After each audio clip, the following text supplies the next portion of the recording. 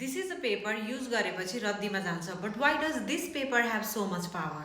आज कुरा गरौँ पैसा कोइनबाट कागजसम्म कसरी आयो र ब्याङ्किङ सिस्टमसम्म कसरी पुग्यो। सुरुमा बार्टर सिस्टम थियो, पछि सिक्का पैसा आयो, भ्याल्यु फिक्स भयो र ट्रेड सजिलो भयो। तर जब इकोनोमी ठुलो हुँदै गयो कोइन नै प्रब्लम बन्न थाल्यो। सिक्का भारी हुन्थ्यो, लामो यात्रा र ठुलो ट्रान्जेक्सन इम्प्र्याक्टिकल बनाउँथ्यो। यो प्रब्लम सबैभन्दा पहिला चाइनाले फेस गर्यो र सल्भ पनि चाइनाले नै गर्यो।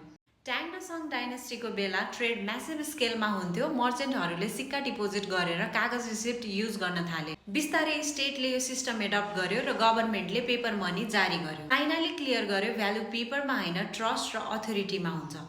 यही प्याटर्न फलो गर्दै 1945 एडीमा नेपालमा पनि पहिलो पेपर मनी जारी भयो। यो पैसा सदरमुलुकी खानाबाट जारी भएको थियो।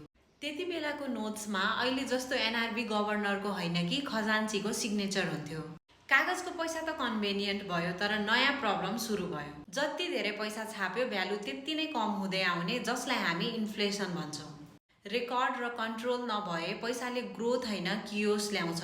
यही कुरालाई मध्यनजर गर्दै 1937 एडी जुद्ध शमशेरको पालामा नेपाल ब्याङ्क लिमिटेडको स्थापना भयो। यो नेपालको पहिलो मोडर्न ब्याङ्क हो। ब्याङ्कले पैसालाई सिस्टमभित्र ल्यायो। डिपोजिट आयो, लोन आयो, रेकर्ड आयो, तर सर्कुलेसन म्यानेज भएन। किनभने नेपाल ब्याङ्क कमर्सियल ब्याङ्क हो, यसले पैसा मात्र चलाउँछ, रुल्स बनाउँदैन। त्यसैले प्रश्न उठ्यो कसले पोलिसी बनाउने र कसले कति पैसा छाप्ने भनेर डिसाइड गर्ने। यही पोइन्टमा कमर्सियल ब्याङ्क भन्दा माथिको अथोरिटी सेन्ट्रल ब्याङ्कको स्थापना भयो, जुन हो नेपाल राष्ट्रिय ब्याङ्क।